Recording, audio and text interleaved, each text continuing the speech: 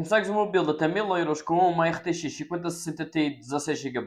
Como processador foi com Ryzen 7 5700X. Como cooler foi com Up Here Gaming. Como motherboard foi com uma Gigabyte B550MK. Como memórias RAM foi com um kit da Corsair Vengeance 32 GB 3200 MB CL16. Como SSD foi com um Crucial P3 Plus de 1 TB. Como placa gráfica foi com MSI RTX 5060 Ti de 16 GB.